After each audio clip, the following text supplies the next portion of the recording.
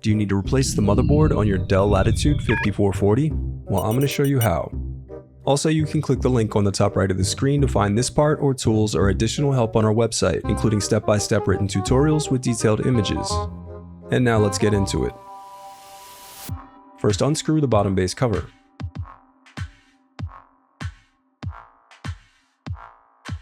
Now pry apart and remove the bottom base cover. Next, disconnect the battery cable. This will help eliminate any electrical current from flowing through your laptop's components while you're working on it. Then unscrew and remove the battery.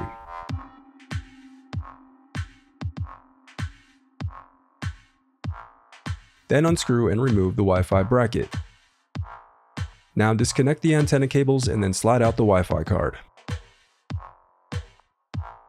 Unroute the white Wi-Fi cable that connects to the left speaker. Then disconnect the speaker cable. Next, unscrew and remove the inner frame.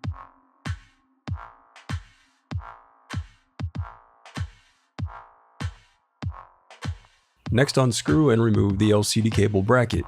Then disconnect the LCD cable. And my LCD screen does not have an IR cable, but if yours does, just slide it out. I've labeled the location for it right here. Now disconnect the cooling fan cable. Now unscrew and remove the cooling fan. Now unscrew and remove the solid state drive bracket. Then slide out the solid state drive. Now disconnect and remove the CMOS battery. Now pull the locking clips away from the memory modules to unlock the RAM. Then slide out the RAM. Now unclip the locking tab and disconnect the touchpad cable. Now unscrew the USB Type-C bracket. Now if your model has a fingerprint reader, which mine does not, you'll unscrew and remove the fingerprint reader cable bracket. Then disconnect the cable located here. Now unscrew and remove the heatsink. Next, unscrew and remove the motherboard.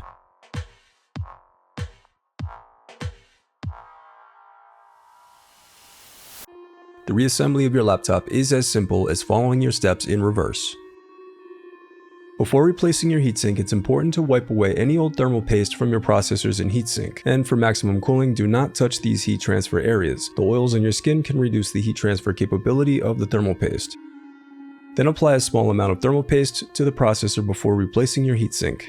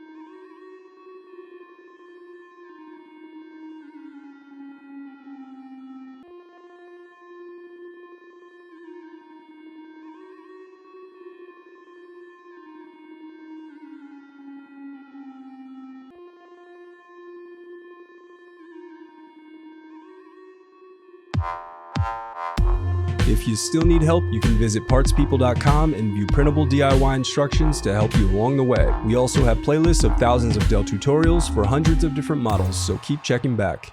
Thanks for watching.